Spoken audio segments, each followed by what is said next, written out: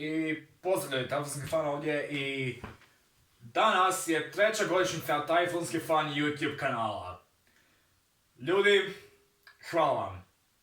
Ozbiljno hvala vam na svemu ovome. Ne mogu vjerovati da su danas zapravo 3 godine od kada je prvi video uploadan. I da znam, neki od vas će reći da trebam ići godišnjica kanala kada je kanal kreiran, a ne kada je prvi video postan. Ali za mene, godišnjica kanala je kada je prvi video bio postan, tako da danas je jedno te isti datum kao i prijašnji, pa da, 3 godine. Ljudi, stvarno ne znam što bih trebao reći osim hvala vam na svemu ovome, nevjerojatno je da sam uopće ovdje 3 godine i da ne idem nigdje, okej?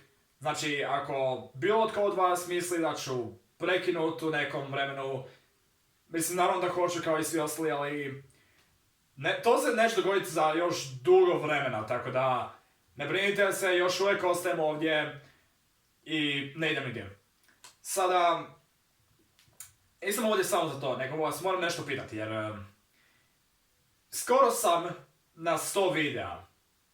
Vrlo smo blizu toga da dođemo do 100 videa i želim da 100. video bude nešto specijalno. Sada, imao sam plan o tome što sam htio napraviti za 100. video, ali nažalost, zbog situacije u kojoj se trenutačno nalazim, nije moguće da napravim to što sam htio za 100. video, tako da ovaj put želim da vi odlučite što vi želite da 100. video bude.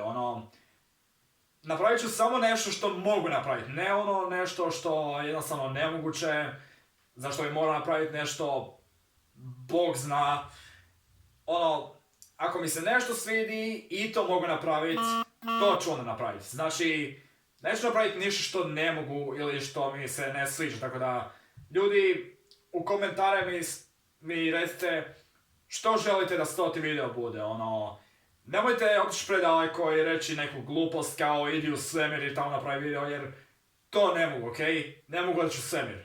Tako da, to nije opcija. Znači, samo neke realne opcije koje se mogu napraviti. Ali, osim toga što sam sad rekao i toga da je 3. godišnjica kanala, nemam više ništa za reći, osim nadajte se još jednoj dobroj godini tajfunski fan YouTube kanala. I naravno, ja sam tajfunski fan i vidimo sljedeći put.